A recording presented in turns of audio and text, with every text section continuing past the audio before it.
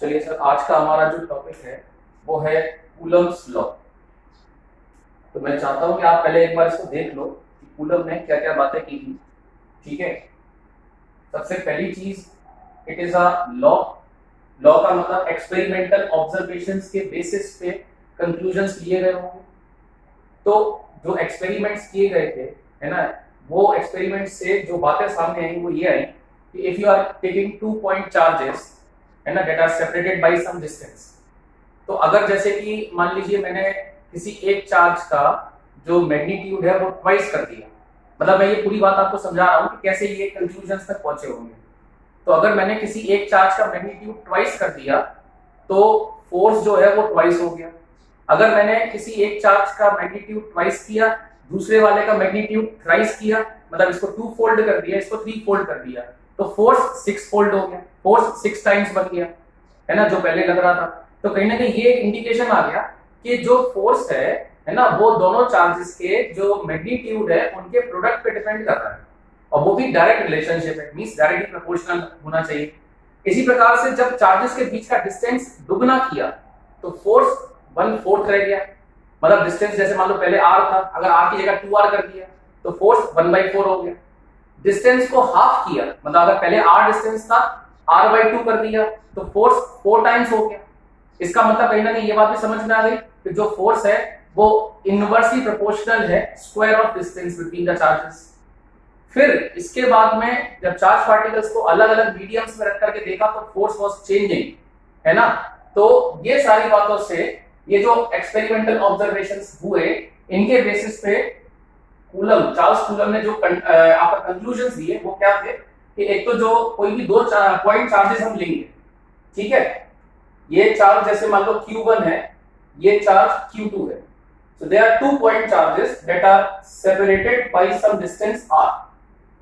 तो ये दोनों पॉइंट चार्जेस एक दूसरे पे जो फोर्स लगाएंगे, that force, the magnitude of the force is directly proportional to the product of magnitude of the charges, and it varies inversely with the square of distance between the 2 point charges। इसमें notice करने वाली बात यह है कि ये चीज ध्यान रखना है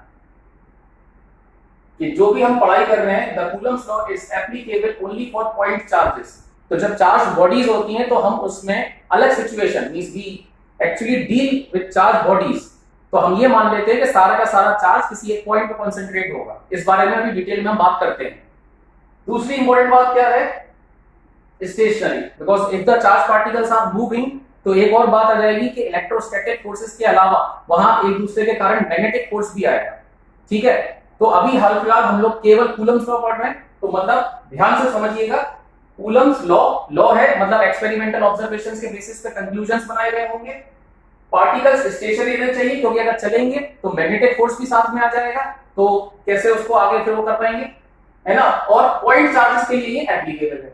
और लॉ क्या है, if we are having the 2 point charges, so the force that any of the charges applying on the other charge is directly proportional to the product of magnitude of charges। तो मतलब हमने sign की बात नहीं की यहाँ पे, हम केवल मैग्नीट्यूड बोल रहे हैं, and varies inversely with square of distance between them. तो मैं ये बात तो कह ही सकता हूँ कि चलिए ठीक है, जो फोर्स आया that is proportional to Q1 Q2 by r², या फोर्स को हम लिख सकते हैं K Q1 Q2 by r²। अब ये जो K है, द प्रोपोर्शनलिटी कांस्टेंट है ना, तो K depends upon the surrounding mediums.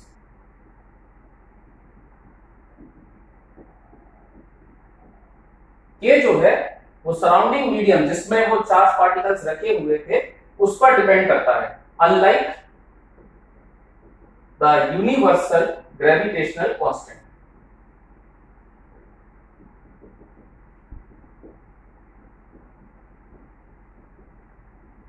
मतलब आपको याद होगा कि जब हम लोग लॉ ऑफ ग्रेविटेशन पढ़ते थे तो उसमें जो g होता था वो एक फिक्स वैल्यू होती थी, है ना।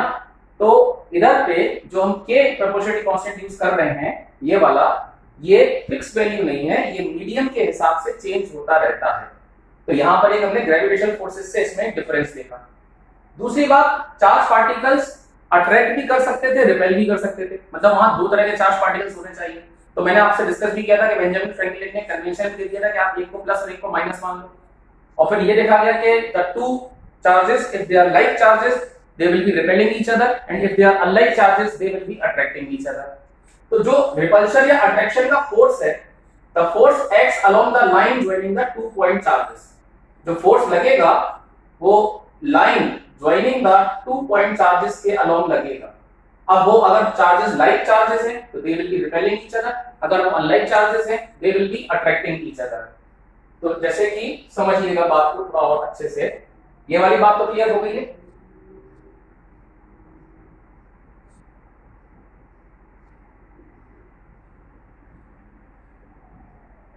So now what I mean to say is कि जैसे ये आपका चार्ज Q1 है, ये चार्ज Q2 है, they are separated by distance r, तो ये एक दूसरे पे जो फोर्स लगाएंगे वो force along the line joining the charges होगा।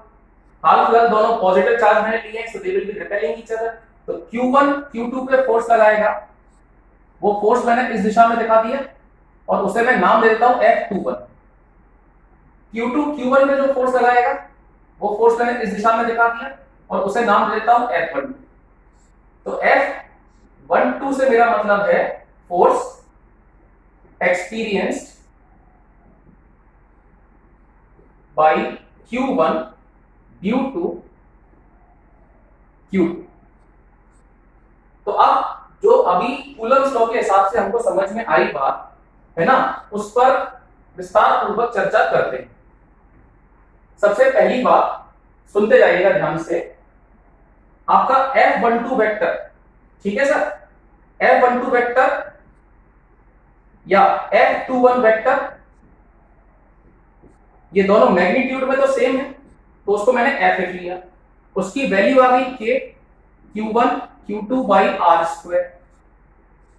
ठीक, जो इसमें अगली बात है वो क्या है कि this K depends upon the surrounding medium. तो अगर मान लीजिए मीडियम चेंज होता है तो ये जो K है ये भी चेंज होगा। तो इधर से एक बात तो समझ में आती है कि F12 वेक्टर असल में मैं माइनस F21 वेक्टर लिख सकता था। क्यों? क्योंकि देखो मैग्नीट्यूड में सेम है और डायरेक्शंस अपोजिट है। ठीक, तो एक तरह से तुमको अगर वो याद हो कि एक्शन रिएक्शन पेयर बनता था तो वो चीज समझ आ रही होगी इसमें।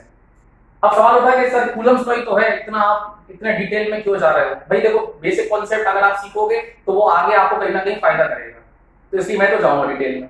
अब जैसे डिटेल की बात है, ये दो चार्जेस एक दूसरे को धक्का तो नहीं मार रहे, they are not touching each other and they are applying force.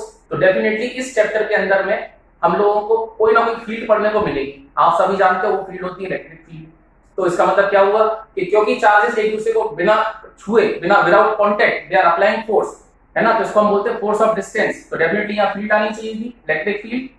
अब इलेक्ट्रिक फील्ड केस में भी एक चीज थी कि जब हम बात करेंगे Q2 की, जैसे बात चल रही है F21 की, तो इसका मतलब हो गया force experience by charge Q2 due to charge Q1। तो इसमें क्या होगा कि Q1 में फोर्स लगाया कैसे होगा? तो ये एक 2 स्टेप प्रोसेस होता है, मैंने आपको ग्रेविटेशन में सिखाया भी था। कैसे, क्या स्टेप प्रोसेस होता है? जैसे ये Q1 चार्ज है, ये Q2 चार्ज है, तो अगर आप बात कर रहे हैं F21 की, F21 का मतलब हो गया force experience by 2 due to 1, तो हम उसको ऐसे बोलेंगे कि ये हमारा सोर्स चार्ज है। सोर्स ने अपने आसपास के क्षेत्र में फील्ड प्रोड्यूस कर रखी है। फील्ड के बारे में आप लोग अच्छे से पता है, some kind of characteristic property which the source produces in its surroundings and other similar entities experiences them generally in the form of force। तो हमारे केस में सोर्स चार्ज ये हो गया, आसपास के क्षेत्र में ये फील्ड प्रोड्यूस कर रहा है electric field, and this charge Q2 is experiencing that field in the form of force। तो ये सोर्स हो गया, ये सब्जेक्ट हो गया। लेकिन यदि आप F12 की बात करते हो, मतलब फोर्स जो कि Q1 पे लग रहा है ड्यू टू Q2, तो उस केस में अब हम बोलेंगे Q2 जो फील्ड प्रोड्यूस कर रहा है उसको Q1 एक्सपीरियंस कर रहा है in the form of force. ठीक है सर, कहने का मतलब हो गया कि अब ये सोर्स हो गया और ये सब्जेक्ट हो गया। तो मतलब हमेशा ये समझो कि फोर्स ऑफ डिस्टेंस कोई ना कोई फील्ड होगी। हमारे केस में हाल फिलहाल इलेक्ट्रिक फील्ड है, ग्रेविटेशन में ग्रेविटेशन फील्ड होती थी, जब एक पॉइंट मास दूसरे पॉइंट, जब एक पॉइंट चार्ज दूसरे पॉइंट चार्ज पे फोर्स अप्लाई कर रहा होगा, तो जो अप्लाई कर रहा है वो सोर्स हो गया, है ना, और जिस पे अप्लाई हो रहा है वो सब्जेक्ट हो गया। मींस इसके द्वारा प्रोड्यूस की गई फील्ड को ये एक्सपीरियंस कर रहा है in the form of force. ये बात तो अच्छे से समझ में आ गई। तो कोई भी चार्ज अपनी ही प्रोड्यूस की हुई फील्ड में फोर्स महसूस नहीं करता। मतलब if I am a charge particle, I can apply force on you, assuming that you are also a charge particle, but मैं अपने द्वारा प्रोड्यूस की गई फील्ड को खुद महसूस नहीं करूंगा, मैं अपने ऊपर ही फोर्स ही लगाने लगूंगा अपने कारण। ठीक है सर, एक तो ये बात बढ़िया समझ में आ गई। अब हम लोग चलते हैं अपने नेक्स्ट सेक्शन पे।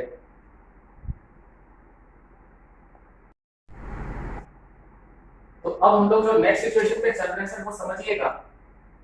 जैसे सपोज करिए कि ये हमारे पास में 2 पॉइंट मासेस है ना। मैं क्या कर रहा हूं कि मैं क्योंकि स्टार्ट कर रहे हैं तो हम लोग चार्ज और मासेस मींस ग्रेविटेशन और इलेक्ट्रोस्टैटिक्स दोनों में थोड़ा बहुत जो सिमिलरिटी है और जो डिफरेंसेस है उनके बारे में ही बात करते चल रहे हैं।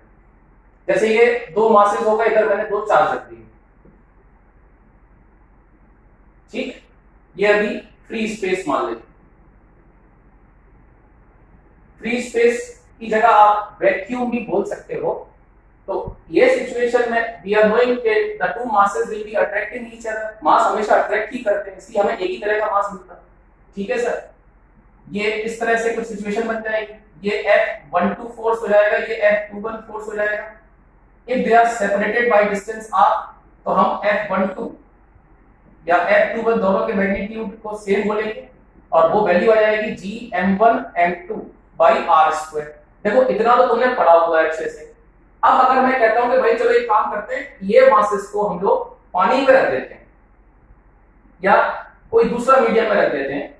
ये मास m1 हो गया, ये मास m2 हो गया, and we are placing them on some different medium.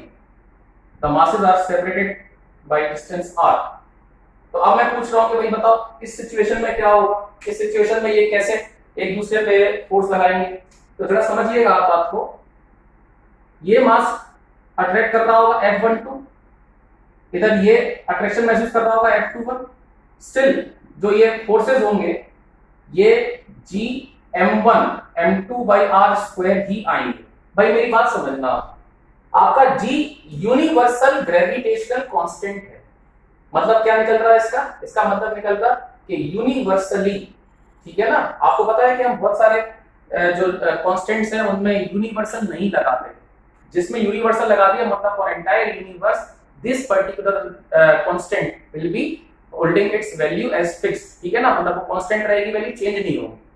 But और जैसे अगर मान लीजिए किसी कांस्टेंट के साथ में हम यूनिवर्सल शब्द यूज नहीं कर रहे, इसका मतलब ये है कि सिचुएशंस, मतलब वैसे तो वो कांस्टेंट बना रहेगा बट अलग सिचुएशन में अलग कांस्टेंट की वैल्यू हो जाएगी, इसी सिचुएशन में अलग कांस्टेंट की वैल्यू हो जाएगी। तो ये तो समझ में आ गया कि G एक यूनिवर्सल कांस्टेंट है।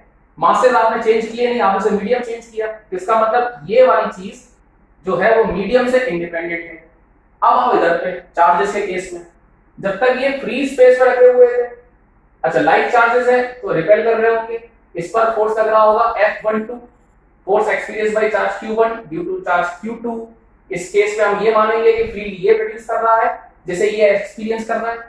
इधर पे force experience by charge Q2 due to charge Q1, field ये प्रोड्यूस कर रहा है जिसे ये एक्सपीरियंस कर रहा है।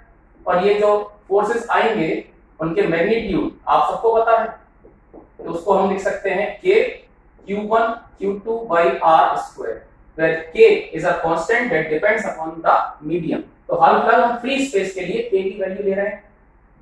अब अगर मैं बोलूं कि भैया मैंने ये चार्जेस को उठा करके किसी मीडियम में डाल दिया, ये कोई सा भी मीडियम हो सकता है, डिस्टेंस अभी भी इनमें r है, तो अब ये फोर्स F21 डैश या ये फोर्स F12 डैश, डैश क्यों बोला क्योंकि फोर्स चेंज हो जाएगा। तो F12 डैश या F21 dash still action reaction pair है, तो forces of equal magnitude and opposite directions रहेंगे ही रहेंगे। लेकिन अब वो जो फोर्स आ जाएगा उसकी वैल्यू हम लिख लेते हैं ऐसे K dash Q1 Q2 by r²। तो क्या चीज चेंज हुई, ये जो प्रोपोर्शनलिटी कांस्टेंट था अब वो K डैश बन चुका है। और अब समय आ चुका है कि हम ये समझ जाएं कि इलेक्ट्रोस्टैटिक्स और ग्रेविटेशन में मीडियम पे डिपेंडेंस नहीं थी, यूनिवर्सल था सब मामला। इलेक्ट्रोस्टैटिक्स में with the change of medium the force is going to change, this is the force which any of the charges is experiencing. मैंने ये बिल्कुल नहीं बोला कि Q1 Q2 पर ये फोर्स लगा, मैंने बोला Q1 या Q2 दोनों ये फोर्स एक्सपीरियंस कर रहे होंगे, इसमें बहुत अंतर है। अब यही चीज हम आगे डिस्कस करने वाले हैं। सबसे पहले मैं आपको एक के बारे में समझा दूं, उसके बाद फिर हम इस चीज को डिस्कस करते हैं। तो देखिएगा, अब इसका तो काम खत्म हो गया।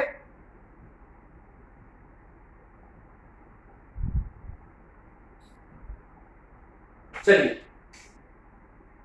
बात अब फ्री स्पेस पे चल रही है। तो फ्री स्पेस में अगर आपने दो चार्ज पार्टिकल्स ले रखे हैं Q1 Q2 that are separated by some distance r, तो ये एक दूसरे पे जो फोर्स लगा रहे होंगे, ठीक है। अब हम फोर्स केवल F करके लिख दे रहे हैं क्योंकि हम मैग्नीट्यूड शो कर रहे हैं F से, और डायरेक्शन तो हमने शो कर ही दिया ऐसे, तो मैं वो F12 या F21 नहीं लिख रहा हूं, मतलब आप समझ लगे मेरी बात, तो मैं उसमें टाइम खराब करूं। तो जो फोर्स की वैल्यू आएगी वो आ जाएगी हमारी K Q1 Q2 by r square. तो यहां बच्चों जो ये K होता है ना, ये K को हम लिखते हैं 1/4 पाई एप्सिलॉन नॉट, और इसकी वैल्यू आती है 9 × 10⁹ न्यूटन मीटर स्क्वायर पर कूलम स्क्वायर। ये हमारे K जो प्रोपोर्शनलिटी कांस्टेंट था फॉर फ्री स्पेस, उसकी वैल्यू हो 9 × 10⁹ न्यूटन मीटर स्क्वायर पर कूलम स्क्वायर, है ना भाई। सीधी सीधी बात है, न्यूटन कूलम कूलम और मीटर स्क्वायर, तो न्यूटन मीटर स्क्वायर पर कूलम स्क्वायर किया। तो अब आगे समझना, ये जो नया टर्म आया है ये क्या चीज है, ये एप्सिलॉन 0 या एप्सिलॉन नॉट, इसको हम ऐसे पढ़ते हैं एप्सिलॉन 0 या एप्सिलॉन नॉट। तो मैं जो पढ़ना पढ़ लो, ये कहलाता है परमिटिविटी।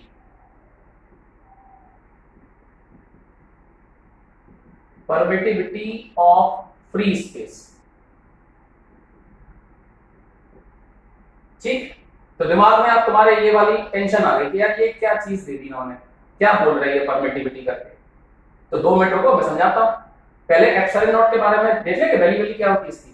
एप्सिलॉन नॉट की वैल्यू होती है 8.85 × 10⁻⁻12 और coulomb square upon newton metre square, ठीक। इसको बोलते हैं परमिटिविटी ऑफ फ्री स्पेस। अच्छा, इसके डायमेंशनल फॉर्मूला ये सब निकालने के लिए भी बहुत आता है, तो आई सपोज कि आप डायमेंशनल फॉर्मूला ये सब तो निकाल ही लोगे इनके, ठीक है। चलिए, तो अब बात चल रही है कि ये एप्सिलॉन नॉट या परमिटिविटी क्या चीज होती है, तो अब इस पर चर्चा करते हैं।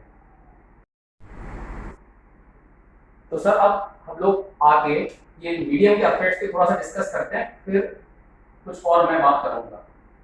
अब तक हमने ये देख लिया कि अगर ये दो चार्जेस हैं Q1 Q2 जो कि कुछ डिस्टेंस r पे रखे हुए हैं, they are placed at a separation of r, है ना, और ये फ्री स्पेस में या वैक्यूम में रखे हुए हैं। तो ये सिचुएशन है, ये एक दूसरे पे फोर्स लगा रहे हैं,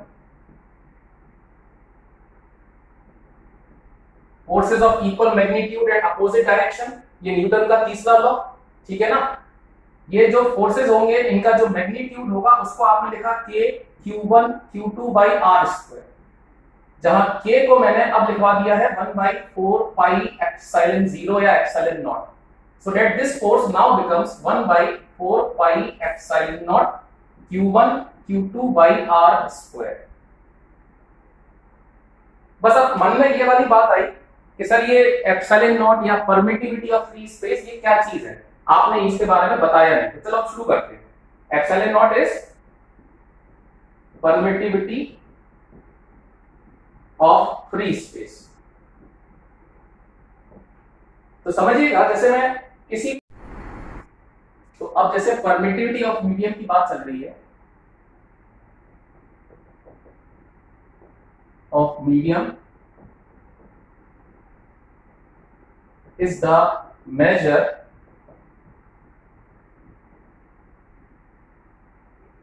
of the fact that how strongly the medium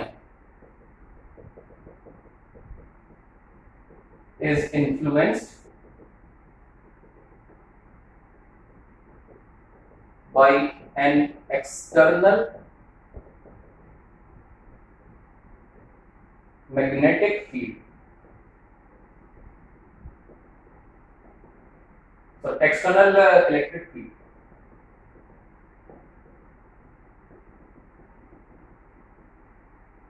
अब आप ये सोच रहे होंगे कि ये चीज क्या आ गई, ये क्या बताना चाह रहे हैं।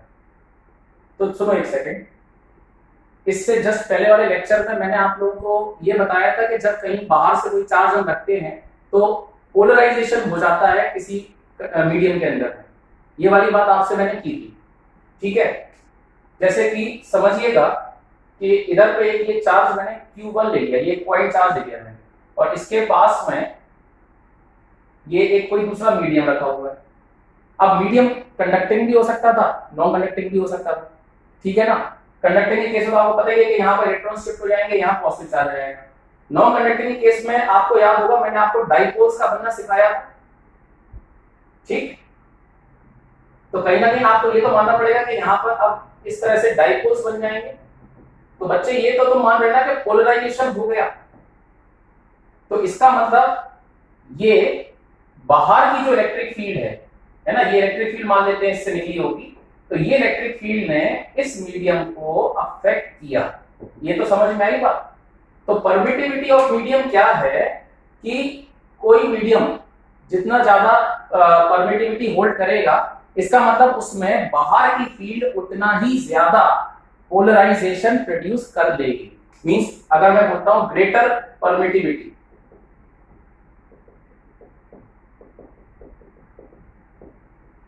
greater permittivity implies that the medium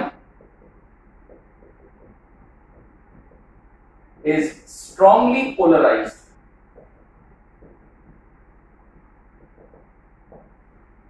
मतलब समझना कि जैसे तुमने कहा सर इसकी परमिटिविटी तो मान लीजिए ट्वाइस हो जाती है, दुगनी हो गई इसकी परमिटिविटी। दुगनी होने का मतलब क्या है कि आप डाइपोल्स देख लो भाई, दुगने होने का मतलब ये होता है कि ये और स्ट्रांगली पोलराइज हो गया होगा, ठीक है। इस तरह से बन गया होगा मामला। अब अगर ये वाली बात समझ में आ गई हो तो जरा समझना कि इसका हमारे मैटर में कैसे क्या इफेक्ट पड़ेगा। सबसे पहली चीज जो नॉर्मल क्वेश्चंस की बात है, पहले तो मैं वो कर लेता हूं आपसे। अगर मैं आपको बोलता हूं कि भैया ये इस बार हमारे पास में ये कोई एक मीडियम है और इसकी परमिटिविटी एप्सिलॉन है। भाई जैसे मैंने फ्री स्पेस की परमिटिविटी एप्सिलॉन नॉट बोल दी थी, इसकी परमिटिविटी मैंने एप्सिलॉन बोल दी, और यहां पर मैंने ये चार्ज पार्टिकल रख दिए Q1 and Q2, they are separated by distance r। Charges के बीच का जो डिस्टेंस है वो r है, ये हमारा मीडियम हो गया। अब अगर मैं कहता हूं कि force experienced by any of the charges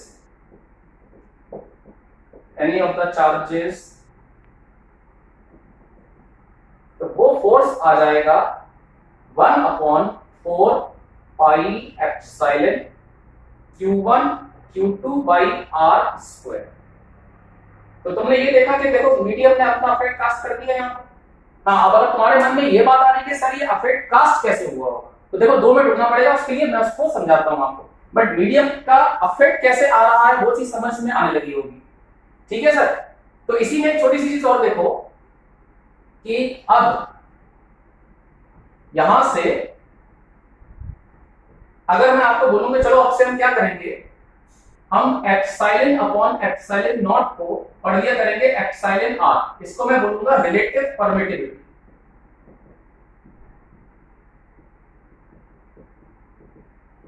relative permittivity of the medium, मतलब फ्री स्पेस की अपेक्षा में जो दूसरा मीडियम हम डिस्कस कर रहे हैं वो कितना ज्यादा परमिटिविटी होल्ड कर रहा है, मतलब कितना ज्यादा स्ट्रांगली पोलराइज हो सकता है in the presence of some external electric field, ठीक। इसको कभी कभी बच्चों हम लोग के भी बुला लेते हैं। ये वाला के 1/4 पाई एप्सिलॉन नॉट नहीं है, ये वाला के इज डाई इलेक्ट्रिक कांस्टेंट।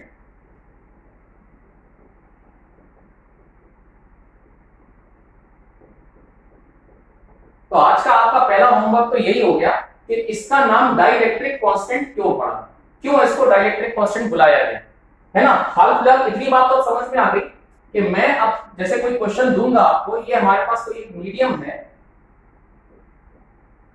तो मैं सिर्फ इतना बोल दूंगा कि इसका डाइलेक्ट्रिक कांस्टेंट,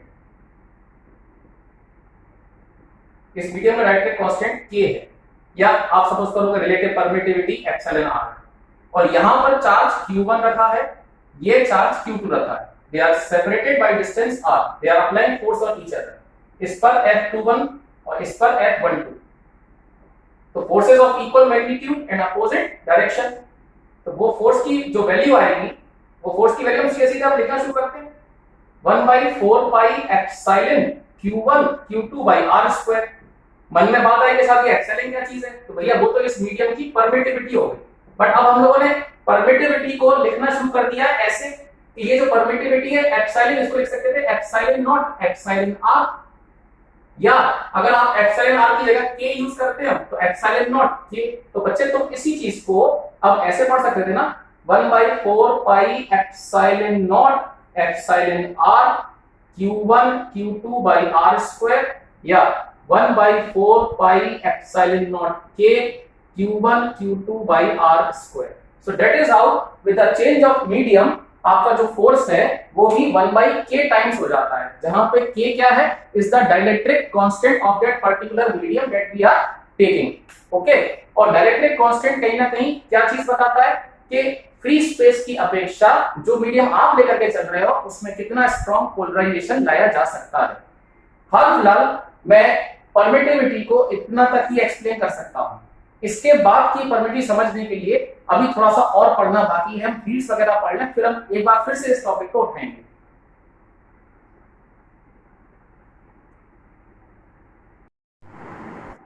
चलिए सर, अब एक बहुत ही सरल सा सवाल मैंने आपके सामने रखा है, हम लोग अपनी जो पूरी बात है वो इस क्वेश्चन से बिल्ड करने की कोशिश करेंगे। ये एक मीडियम है जिसका डाइलेक्ट्रिक कांस्टेंट k है, मैंने 2 पॉइंट चार्जेस दिए हैं Q1 और Q2, जिनको डिस्टेंस r पे रखा हुआ है, they are separate by distance r, fix point charges हैं, है ना।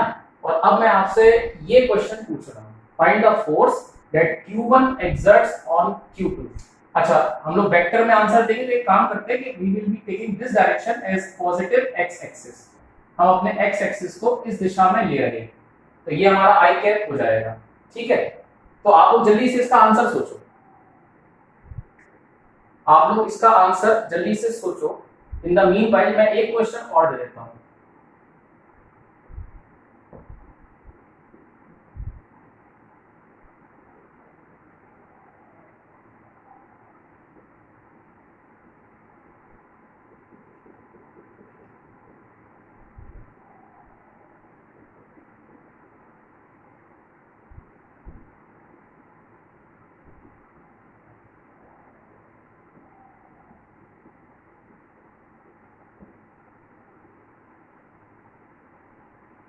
अब जितनी देर में आप लोगों ने क्वेश्चन 1 का आंसर सोचा, उतनी देर में क्वेश्चन 2 मैंने लिख दिया, और क्वेश्चन 2 पढ़ने के बाद में आपकी सिर्फ 2 प्रतिक्रियाएं हो सकती हैं। पहली, आपको लग रहा होगा कि क्वेश्चन 1 और क्वेश्चन 2 के आंसर सेम है, या तो ये हो सकता है, या फिर शायद अब आप ये सोच रहे हैं कि यार ये दोनों क्वेश्चंस सेम तो लग नहीं रहे, तो फिर क्या है, क्या बात आने वाली है। हाँ, बिल्कुल सही बात है, ये दोनों में डिफरेंस है। सर, अब मैं अपनी बात जब रखूंगा तो आपको एकदम क्लियरली समझ में आएगा। सबसे पहली चीज जो हम लोगों ने अभी तक पढ़ा है वो ये है कि जैसे ये चार्ज Q1 है, ये चार्ज Q2 है, if they are separate by distance r और ये फ्री स्पेस में रखे हैं, if they are placed in free space, तो जो फोर्स आप बोलोगे, है ना, ये एक डिफरेंट सिचुएशन में लेकर के चल रहा हूं। मान लीजिए हमारा x एक्सिस है, आपने कहा सर F21 बताइए, तो अभी बच्चे ये फ्री स्पेस है ना। F21 वेक्टर का मतलब होगा कि फोर्स जो चार्ज 2 पे लग रहा है ड्यू टू चार्ज 1, हम सभी लोग इसका आंसर ये लिख लेंगे 1/4πε0 Q1 Q2 by r square. इसमें तो कहीं कोई दिक्कत है ही नहीं, और साथ में डायरेक्शन पॉजिटिव एक्स एक्सिस का है, तो मैंने एक आई कैप और लिख दिया और ये इसका यूनिट दे दिया, बस बात खत्म हो गई। ठीक, अब मेन बात स्टार्ट होगी। देखिए ऐसा है कि find the force experienced by the charge Q2। ये सवाल आते ही साथ में बहुत सारी चीजें आ गई। जब हम लोग कोई दूसरा मीडियम लेकर के चलते हैं, ध्यान से सुनिएगा, अगर आप इससे रिवर्स करके देखिए अगर, तो मैंने यहां पर जब आपको एक मीडियम दिया हुआ है, मैंने ये बोला है कि ये चार्ज हमारा Q1 है, ये चार्ज Q2 है, और ये मीडियम का डाइलेक्ट्रिक कांस्टेंट K है, तो वहां मैंने ये नहीं लिखा कि Q1 Q2 पे कितना फोर्स लगा रहा है या Q2 Q1 पे कितना फोर्स लगा रहा है, वहां मैंने लिखा है force experience by any of the charges. अभी भी मैं बता रहा हूं, force experience by any of the charges. तो जो फोर्स कोई से भी चार्ज पार्टिकल एक्सपीरियंस कर रहे होंगे, या Q1 एक्सपीरियंस कर रहा होगा या Q2 एक्सपीरियंस कर रहा होगा, उस फोर्स का मैग्नीट्यूड जो आएगा, आई एम सेइंग मैग्नीट्यूड, उस फोर्स का मैग्नीट्यूड आएगा 1/4 pi epsilon Q1 Q2 by r square. Epsilon इस मीडियम का परमिटिविटी है। अब अगर आपने इस मीडियम का रिलेटिव परमिटिविटी, या जिसे अब हम बेहतर नाम से बुला रहे हैं डाइलेक्ट्रिक कांस्टेंट, वो दे रखा है, तो इसी को हम लिख लेंगे एप्सिलॉन नॉट K।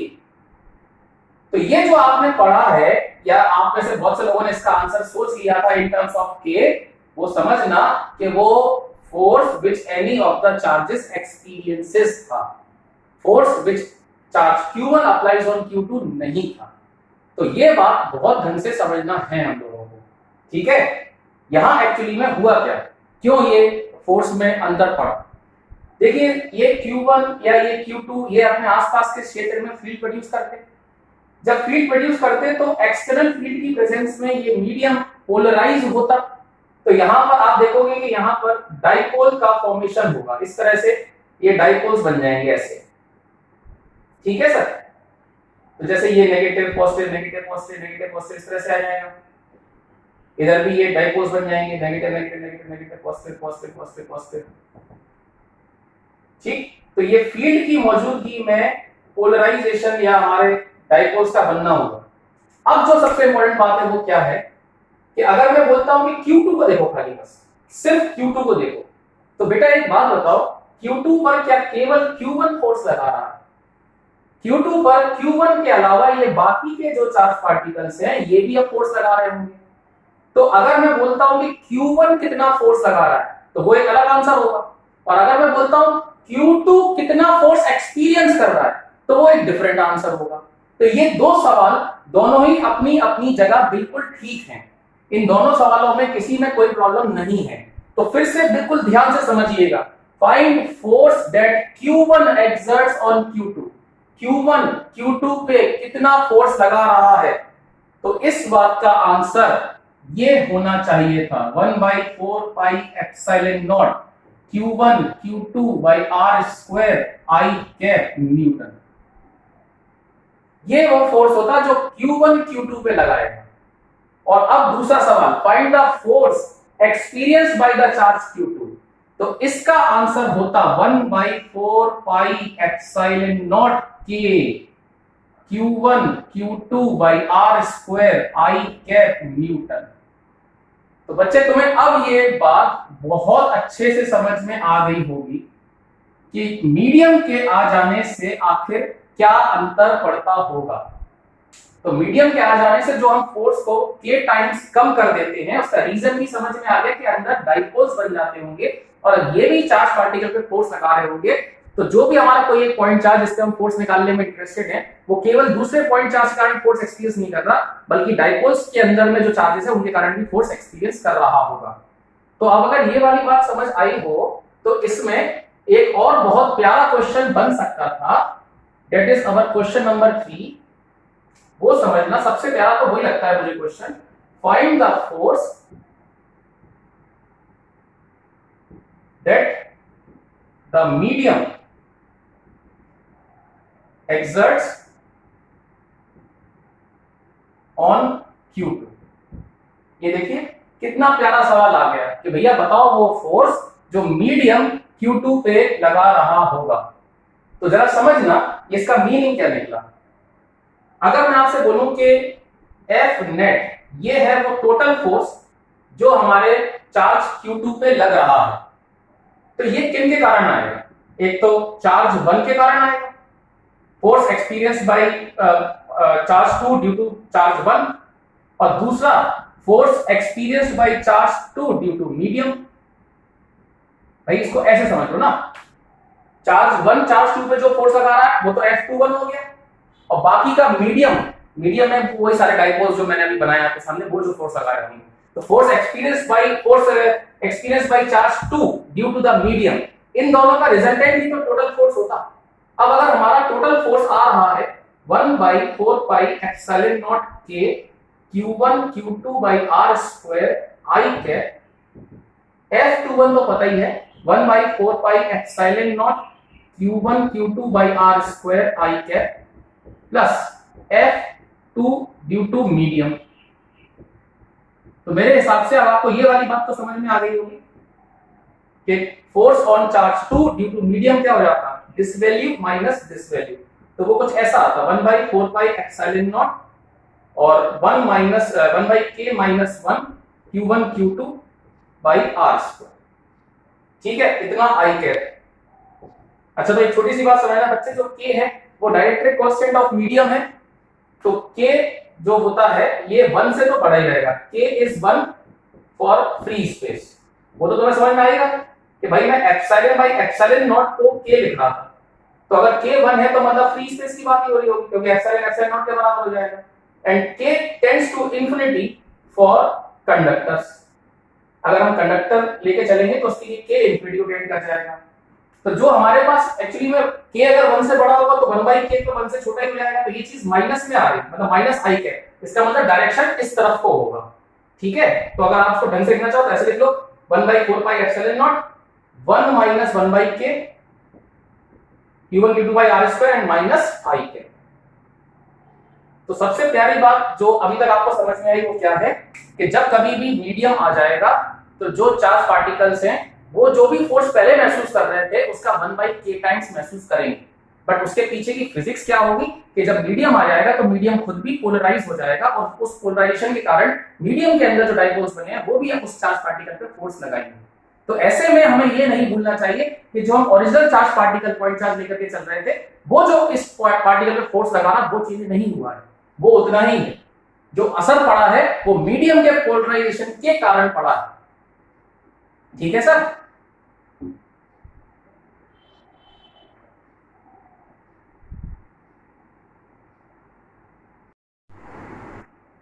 चलिए सर, अब हम लोग कूलम्स लॉ पर कुछ इलस्ट्रेशंस देख रहे हैं, बड़े सिंपल से इलस्ट्रेशंस हैं, और उनमें फिजिक्स के बहुत सारे कॉन्सेप्ट्स में आके क्लियर करने की कोशिश करूंगा।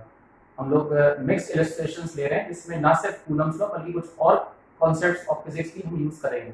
बीच बीच में मैं उनकी ब्रशिंग अप भी करता रहूंगा, और उसके बाद फिर से हम थोड़ा सा थ्योरी का पोर्शन पढ़ेंगे। तो पहला इलस्ट्रेशन जो है ये हमारा जाना पहचाना इलस्ट्रेशन है। जब आप structure of atom class 11th chemistry में पढ़ रहे थे तो आप लोगों ने एक इक्वेशन ये बनाई थी कि Ze²/r² इज mv²/r, है ना? क्लास 11th में केमिस्ट्री में स्ट्रक्चर ऑफ एटम जब आप पढ़ रहे थे, आप लोग वहां दो इक्वेशंस देखा करते थे, एक होती थी mvr is nh/2π। तो ये जो पहली इक्वेशन है ना, मैं इसके बारे में अभी आपसे बात करना चाह रहा हूं। अब ये बात करने के पहले बस एक छोटा सा मैं आपसे डिस्कशन करूंगा, जिसके बाद हम लोग इस पर चलेंगे। मैंने कहा ना कि मैं कुछ जनरल कॉन्सेप्ट्स को भी आपके ब्रश अप करा देता हूँ। बेटा ऐसा है कि ये समझना, जैसे मान लो कोई एक पार्टिकल है ना, और ये ऐसे सर्किल पे चल रहा है, तो अगर ये पार्टिकल सर्किल पे चल रहा है, कांस्टेंट स्पीड v से चल रहा है, भाई कांस्टेंट वेलोसिटी तो नहीं बोल सकते क्योंकि डायरेक्शन तो चेंज हो ही रहा है। तो इस पार्टिकल के पास में अगर सर्किल का रेडियस r है तो इस पार्टिकल के पास में एक एक्सीलरेशन होगा जिसको आप लोग सेंट्रीपिटल एक्सीलरेशन के नाम से बुलाते हैं। It is v²/r radially inverts,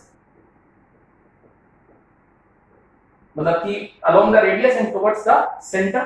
ठीक है, तो ये एक्सीलरेशन अगर इसके पास में है तो इस पे कोई रिजल्टेंट फोर्स लग रहा होगा which is directed towards the centre, है ना, वो सेंट्रीपिटल फोर्स हो जाता है। और ये सेंट्रीपिटल फोर्स अपने आप नहीं लगता, कोई दे रहा होगा इसको वो सेंट्रीपिटल फोर्स, तो वो अलग अलग सिचुएशंस में अलग अलग होता है। जैसे कि आपको ध्यान हो, हम लोग जब प्लेनेटरी मोशन पढ़ रहे थे तो हमने इसको जैसे मान लीजिए सन बोल दिया,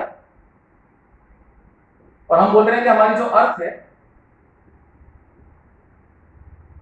तो अर्थ सन के चारों तरफ चक्कर लगा रही है इसे।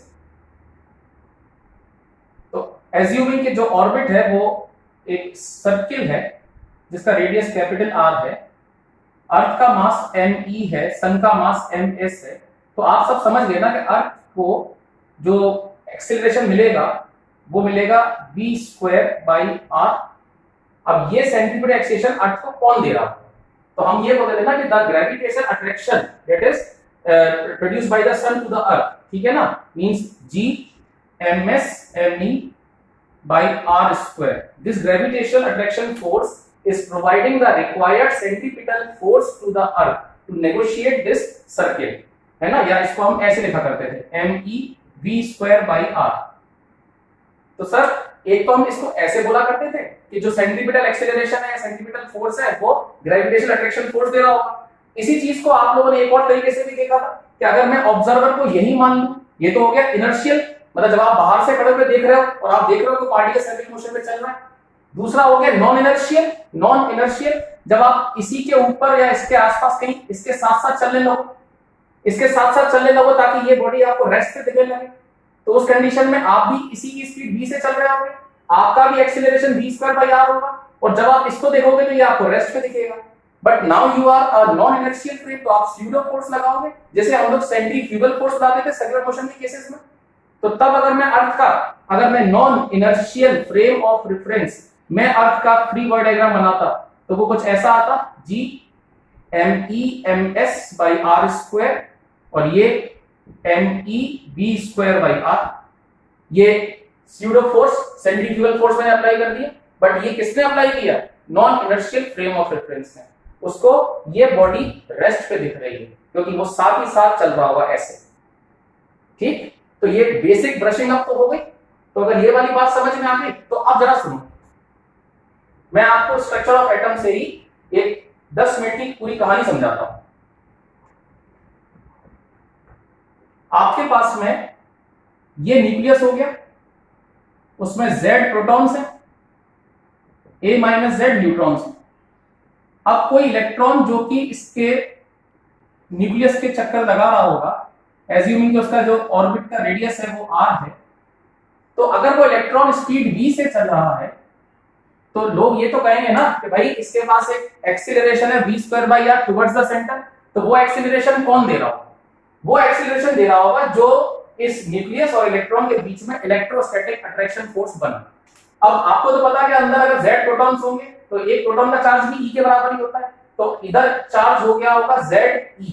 Z बच्चे यहाँ पर एटॉमिक नंबर है, याद है ना, मास नंबर एटॉमिक नंबर, ठीक। तो ये हो गया चार्ज ZE और ये E हो गया। तो जो इस पर फोर्स तुम लगाओगे वो लगाओगे K, भाई फ्री स्पेस मान ले रहे, तो K हमारा वही हो गया 1/4πε0, फिर ZE, फिर E/r², और इसको रख देंगे mv²/r के बराबर, क्योंकि यही रिक्वायर्ड सेंट्रीपिटल फोर्स दे रहा होगा जो इलेक्ट्रोस्टैटिक अट्रैक्शन फोर्स है। और अगर मैं नॉन इनर्शियल फ्रेम में देखता, मतलब मैं इधर कहीं से देख रहा होता इसी स्पीड से चलते हुए, तो मैं सेंट्रीफ्यूगल फोर्स लगा देता mv²/r, उस कंडीशन में ये मुझे रेस्ट पे दिखता, इक्वेशन तब भी यही बनती। तो चलो एक सर्कुलर मोशन का कांसेप्ट हमने साथ में डिस्कस किया। तो अगर ये वाली बात समझ में आ गई, दूसरी ये एंगुलर मोमेंटम कंजर्वेशन का जो एंगुलर मोमेंटम का जो रिलेशन था, ये हम क्वांटाइजेशन जब पढ़ेंगे स्ट्रक्चर ऑफ एटम, जो हम लोग पढ़ेंगे क्लास 12th के अंदर में, तब हम देखेंगे इसे, ठीक है। तो अभी जो मैं बात आपसे कहना चाह रहा हूं कि चलो ये इक्वेशन तो आपको अच्छे से समझ में आ गई, तो एक छोटा सा सवाल है, उसको देखिए जरा। ये देखिए कि ये एक 2m मास है जिसको मैंने q चार्ज दे रखा है, और इसके चारों तरफ सर्कुलर मोशन में चल रहा होगा एक -q चार्ज, और इसका मास है m। आपको पहला सवाल क्या है, फाइंड एंगुलर वेलोसिटी ओमेगा, दूसरा टाइम पीरियड ऑफ रेवोल्यूशन।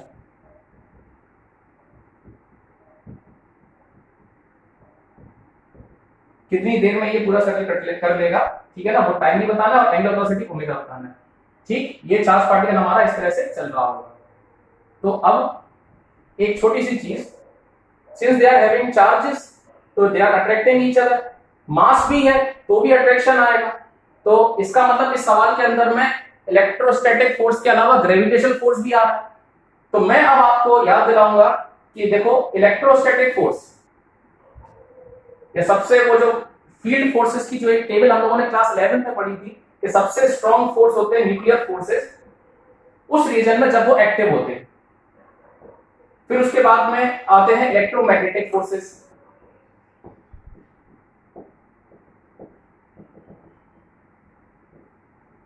और फिर आते हैं ग्रेविटेशनल फोर्सेस, और इसके बाद जाते हैं वीक फोर्सेस। तो अब अगर हम इलेक्ट्रोमैग्नेटिक फोर्स और ग्रेविटेशनल फोर्स दोनों एक साथ देख रहे हैं तो ये बहुत ज्यादा होगा इसकी अपेक्षा। मतलब gravitation attraction can be neglected while you are dealing with this problem. ठीक, so you can neglect the gravitational attraction.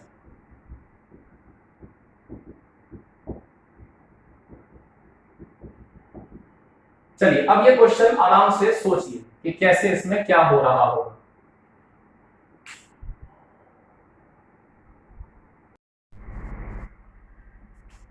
अब जो आप लोग इस क्वेश्चन में सोच रहे हैं, पहले तो मैं वो बात करता हूं। ये 2m मास है, ये m मास है, और मैंने आपसे कहा था कि ये एक दूसरे के म्यूचुअल अट्रैक्शन के कारण मैं ये वाला मास उसके चक्कर लगा रहा हूं, और इस पर मैंने चार्ज प्लस क्यू दिया था, इस पर माइनस क्यू दिया था। तो अब तक हम लोगों ने सिर्फ एक कॉन्सेप्ट जो है उसको डिस्कस किया है, या एक तरह से रिवीजन किया है, जो हम लोगों ने क्लास 11 में पढ़ा था कि सबसे ज्यादा स्ट्रॉन्गेस्ट फोर्स होते हैं न्यूक्लियर फोर्सेस, फिर उसके बाद में आएंगे आपके इलेक्ट्रोमैग्नेटिक फोर्सेस, और उसके बाद आएंगे आपके ग्रेविटेशनल फोर्सेस, फिर वीक फोर्सेस। तो इलेक्ट्रोमैग्नेटिक फोर्सेस ग्रेविटेशन की अपेक्षा में बहुत ज्यादा होते हैं, तो आप ग्रेविटेशनल इफेक्ट्स को इलेक्ट्रोमैग्नेटिक फोर्सेस के सामने नेग्लेक्ट कर सकते हो। तो उस हिसाब से आप सभी लोगों ने जब ये क्वेश्चन को सोचा होगा तो आपने कहा चलो ठीक है, मान लेते हैं कि स्पीड v है, तो जो इसको रिक्वायर्ड सेंट्रीपिटल एक्सीलरेशन मिल रहा होगा वो दे रहा होगा जो इलेक्ट्रोस्टैटिक अट्रैक्शन फोर्स है। मतलब आपने ये चीज सोची होगी कि q माइनस q, ठीक है, तो हम तो केवल मैग्नीट्यूड रखते हैं, तो इसलिए यहां पर क्यों रखा, by r square is mv square by r। तो इस हिसाब से, या आपको ओमेगा निकालना था तो आपने v को r ओमेगा पढ़ लिया होगा, तो ये आ गया होगा m r ओमेगा।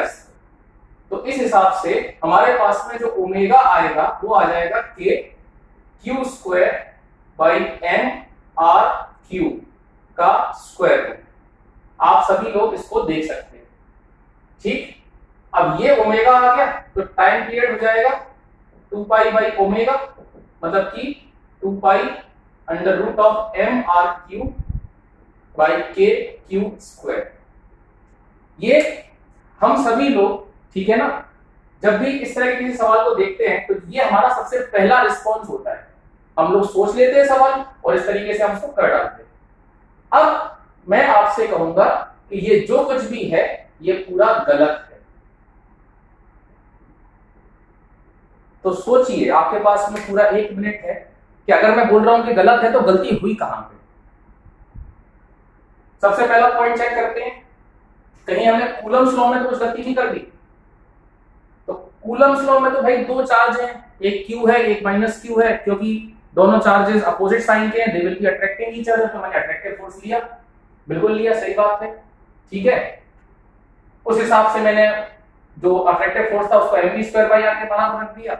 हम लोग इनर्शियल फ्रेम में देखें तो मैं बोलूंगा कि electrostatic attraction force required centripetal force दे रहा है। हम लोग नॉन इनर्शियल फ्रेम में देखें, मतलब इसी के ऊपर चढ़ के देखें, तो हम बोलेंगे कि जो ये इलेक्ट्रोस्टैटिक अट्रैक्शन फोर्स है ये सेंट्रीफ्यूगल फोर्स से बैलेंस हो रहा है। दोनों ही हालतों में इक्वेशन यही बनती, v को r ओमेगा तुम रखते ही रखते, तो ये कंडीशन तो ऐसे ही बनती। ठीक, तो ओमेगा यहां से सॉल्व करने पे इतना ही आता। तो गलती हुई कहां भाई, कैलकुलेशन मिस्टेक नहीं है, कूलम्स लॉ में गलती समझ नहीं आ रही। अब सुनिएगा ध्यान से,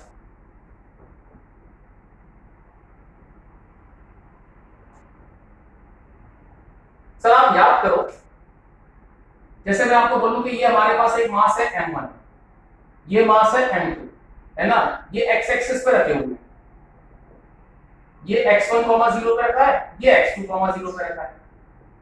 तो अगर मैं आपसे बोलूंगा कि इन दोनों मासेस का हमें एक सिस्टम बना के चलना है, ये सिस्टम हम कब बनाया करते थे, जब हम लोग वो सेंटर ऑफ मास या रिजिड बॉडी डायनामिक्स पढ़ रहे थे, ठीक है ना। तो समझना कि वो एक सिस्टम के लिए जो सेंटर ऑफ मास की पोजीशन आएगी xcm, को तुम क्या लिखोगे, m1 x1 plus m2 x2 by m1 plus m2। इतना तो अच्छे से ध्यान होगा। तो इस हिसाब से जरा समझना कि अगर मैं आपको बोलता कि ये हमारे पास मान लो 2m मास है और ये हमारे पास में m मास है, for the sake of convenience इसको ओरिजिन मान लेते हैं। भाई हमें तो पता है ना कि दोनों मासेस के बीच की दूरी कैपिटल R है, तो अगर इसको ओरिजिन माना तो ये r, 0 हो जाएगा।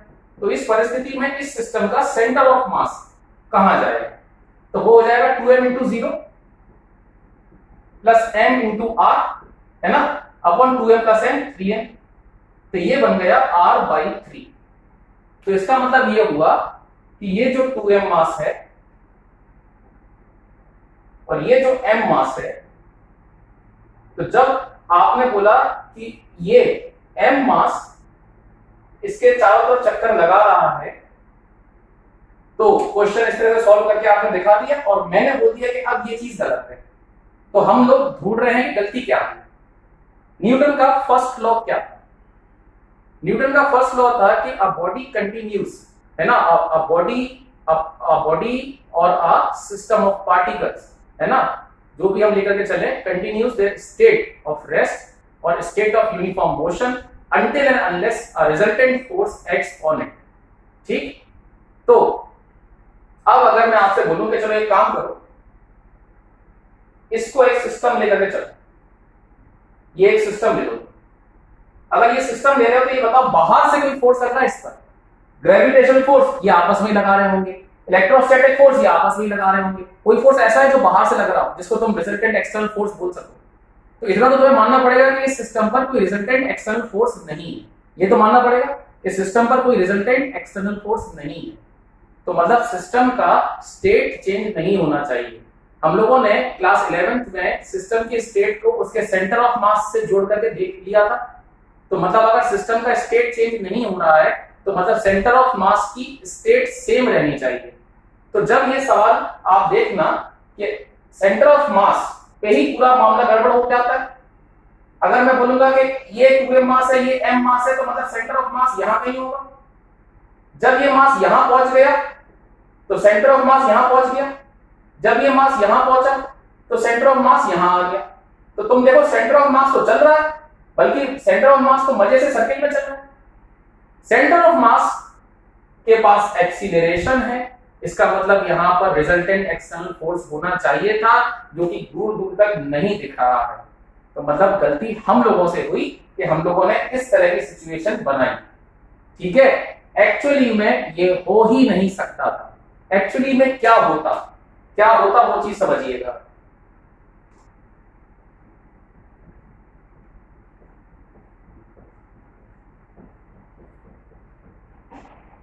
यहां पर हमने न्यूटन के फर्स्ट लॉ को वायलेट कर दिया था जब हमने क्वेश्चन को उस तरीके से किया था। तो जो इसमें सही चीज थी वो क्या थी वो देखिए। ये मास 2m था, ये मास m था, इस सिस्टम पे कोई रिजल्टेंट एक्सटर्नल फोर्स तो नहीं लग रहा, मतलब सेंटर ऑफ मास ये वाला पॉइंट यथास्थिति में रहेगा। ये डिस्टेंस 2r/3 था और ये r/3, ये भी हम लोगों ने सॉल्व किया था। तो this point will remain at rest. तो इसका मतलब क्या होगा कि ये दोनों ही सर्किल में चल रहे होंगे, ये दोनों चल रहे होंगे सर्किल, ताकि ये पॉइंट रेस्ट पर रहे। हम लोगों से गलती क्या हुई थी, हम लोगों ने 2m मास को फिक्स करके m मास को उसके चारों तरफ घुमा दिया, जिस पर q चार्ज था इस पर माइनस q चार्ज था, जबकि होना ये चाहिए था कि ये q है, ये माइनस q है, और अब ये भी चल रहा होगा, ये भी चल रहा होगा, such that centre of mass is at rest. और सेंटर ऑफ मास को रेस्ट पे क्यों रखना था, क्योंकि इस सिस्टम पे कोई रिजल्टेंट एक्सटर्नल फोर्स नहीं लग रहा है। तो अब यहां से बात क्या निकलती है, अब मैंने आपसे पूछा था कि भाई ये इसके चक्कर लगा रहा है तो आप मुझे ओमेगा बताओ। तो सुनो बच्चे, ये जो माइनस क्यू चार्ज हमारा है, ये जिस सर्किल पे चल रहा है उस सर्किल का रेडियस देखो 2r/3। तो अब अगर तुम बोलते तो क्या बोलते, के क्यू इंटू क्यू, तो के क्यू स्क्वायर बाई डिस्टेंस तो इनके बीच का r ही है, तो इलेक्ट्रोस्टैटिक अट्रैक्शन फोर्स तो यही रहेगा। इसका मास हो गया m, ठीक है, mv स्क्वायर बाई r डाल दो या mr ओमेगा स्क्वायर डाल दो। तो यहां मास हो गया m, रेडियस हो गया 2r/3 और ओमेगा स्क्वायर। ये तुम्हें करना था यहां पर। या अगर तुम बात कर रहे हो भाई, मैं इसको और अच्छे से यहां दिखा देता हूं, ये हमारा 2m मास है, ये m मास है,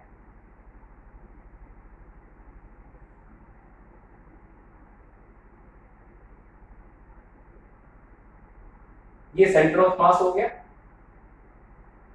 अब ये रेडियस r/3 आया और ये रेडियस 2r/3 आया। इस 2m मास पर फोर्स ऐसे में लग रहा होगा, इस पर ऐसे लग रहा होगा, तो ये एक दूसरे के म्यूचुअल इलेक्ट्रोस्टैटिक अट्रैक्शन के कारण सर्किल पे चलते होंगे। तो जब ये 2m मास यहां पहुंचेगा तब ये m मास यहां पर होगा, जब ये 2m मास यहां पहुंचेगा तब ये m मास यहां पर होगा। तो इस प्रकार से जब ये 2m मास यहां पहुंचेगा तब ये m मास यहां पर होगा, देखो सेंटर ऑफ मास अपनी जगह से हिल नहीं सकता।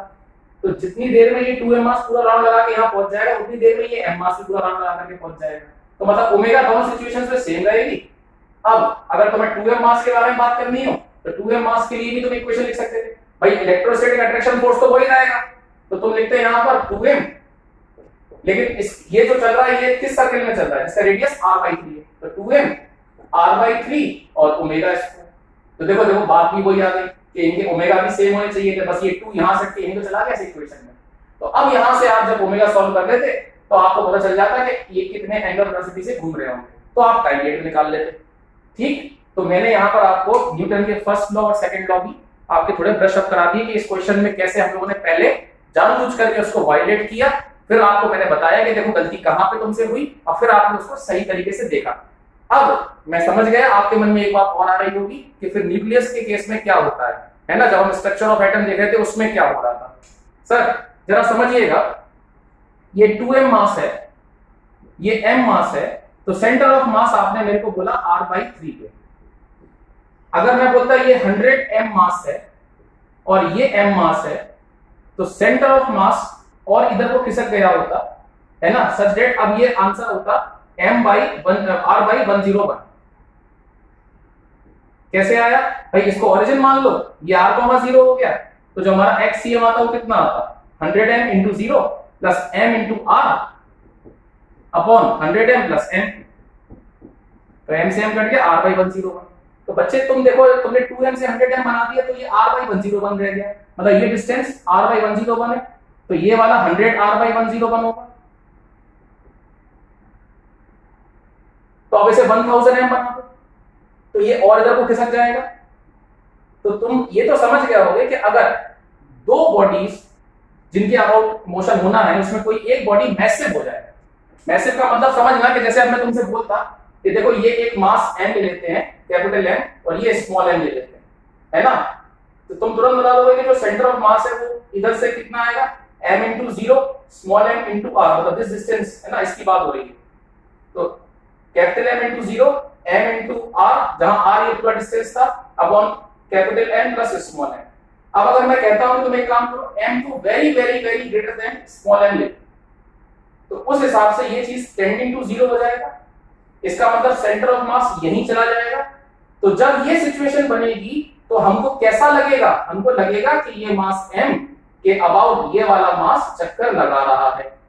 तो जो हमारा प्लैनेटरी मोशन है उस केस में सन का मास अर्थ के सामने कितना ज्यादा होगा तुम सोचो, तो इसलिए मैंने वहां पर डबल मोशन नहीं करवाया। दूसरी बात, जो हमारा न्यूक्लियस था है ना, वो तुम्हें तो पता ही है, स्ट्रक्चर ऑफ एटम में तुमने पढ़ा था कि almost all the mass of the atom lies in the nucleus. तो मतलब एटम का लगभग सारा मास न्यूक्लियस में ही होता है, इलेक्ट्रॉन्स उसके सामने कोई मास कैरी करते नहीं है। तो ये कितना ज्यादा होगा इसकी अपेक्षा, तो सेंटर ऑफ मास अंदर ही चला गया होगा, इसलिए वहां भी चक्कर लग गया। बट यहाँ हमारे सिचुएशन में एक मास m था, एक 2m था, तो ये पॉसिबल नहीं था। आई होप आपने इसे एंजॉय किया होगा। चलिए आप थोड़े सिंपल क्वेश्चंस भी कर लेते हैं। चलिए सर हम अपने नेक्स्ट इलस्ट्रेशन पे चल रहे हैं।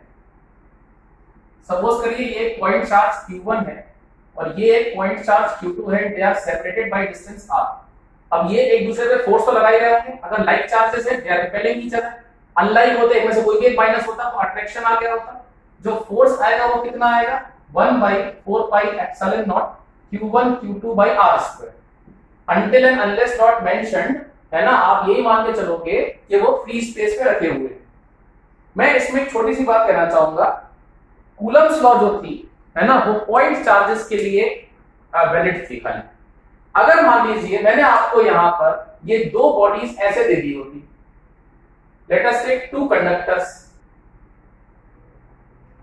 ठीक है, ये 2 कंडक्टर है और इनके बीच में लार्ज डिस्टेंस है, इसको Q1 चार्ज दे देते हैं और इसको Q2 चार्ज दे देते हैं, और इनके बीच में लार्ज डिस्टेंस।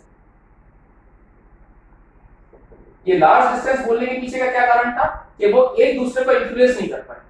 पहली चीज कंडक्टर है, कंडक्टर है तो तुम्हारे दिमाग में ये वाली बात तो आई गई होगी कि सारा का सारा charge resides on the outer most surface. इस केस में भी सेम चीज, बस अब एक छोटी सी चीज, जब तुम इन्हें पास लेकर के आए कुछ इस तरह से, इसका रेडियस r1 है, इसका रेडियस r2 है और इनके सेंटर्स के बीच का डिस्टेंस, है ना, मतलब जो सेंटर्स के बीच की दूरी है वो स्मॉल r में लेते हैं। तो जब तुम इन्हें पास लेकर के आए तो ये एक दूसरे को अफेक्ट करने लगे होंगे, ये प्लस चार्जेस रिपेल होने लगे होंगे। तो तुम्हें ये तो मानना पड़ेगा कि ये ज्यादातर प्लस चार्जेस अब इस तरफ मूव कर गए होंगे, यहाँ थोड़े बहुत बचे होंगे। इधर भी वही कहानी होगी, ज्यादातर प्लस चार्जेस यहाँ मूव कर गए होंगे। अब सवाल उठा कि जो कूलम्स लॉ थी वो तो पॉइंट चार्जेस के लिए थी, ये भी लेकिन एक दूसरे को रिपेल तो करेंगे ना। तो अब अगर ये रिपेल कर रहे होंगे तो वो फोर्स कैसा रहेगा। अगर ये चार्ज टोटल जो था इस पर Q1 था, ये चार्ज टोटल जो था वो Q2 था, तो वो जो फोर्स होगा वो क्या हम ये लिख सकते हैं 1/4 pi epsilon not Q1 Q2 by r², या वो फोर्स इससे कम होगा या वो फोर्स इससे ज्यादा होगा, ये चीज हम डिस्कस करने वाले हैं।